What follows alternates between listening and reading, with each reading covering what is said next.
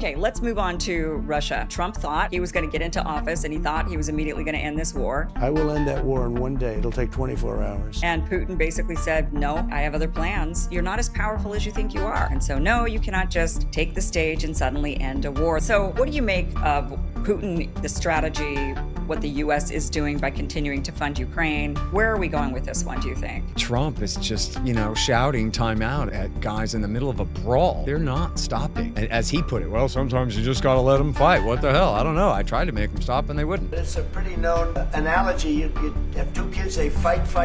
Sometimes you let them fight for a little while. It's like, yeah, that's the situation. And it's Putin's fault, but it's especially Joe Biden's fault. It's the empire's fault for putting Ukraine in this position and forcing this situation. And the Russians are no angels, but especially it was Barack Obama and Joe Biden who gave the Russians cause to change the status quo there, especially to this insane degree. And there's no getting them to take that decision back at this point. They're that far gone. Help me understand why Ukraine is fighting so hard. There is an entirely separate ethnic Ukrainian identity. They have their own culture, and it's extremely nationalistic and chauvinistic, and it's a huge part of the Civil War is them trying to force their way and their idea of Ukraine and their national heroes, who are a bunch of Hitler-serving Nazis, and set that to be the standard for the whole country at the expense of the ethnic and culturally Russian people in the East. Which is what Zelensky is. But Zelensky's not one of those from the West. His primary language is Russian. Right, he's from Kharkiv, and he's Jewish, so he's not ethnically in either. He could be a third choice, and he ran on that. And then very quickly, the Americans and the Nazis let him know that he would not be allowed to see compromise. They want that territory back. The ethnic nationalists, they're like romantics. They're almost like the Bin Ladenites. It's crazy. I don't like to go around calling people Nazis who aren't Nazis. These guys are Nazis. Permanent warrior, racial supremacist, glory to the heroes, and let's build a Ukrainian empire. They're nuts, dude. They want to take over Russia. They went to war. They said, you will submit to our rule or else. The radical right who's refused to let Zelensky compromise when he did want to back in 2019 and 2020, they are the ones who have dug the grave for the Ukrainian state.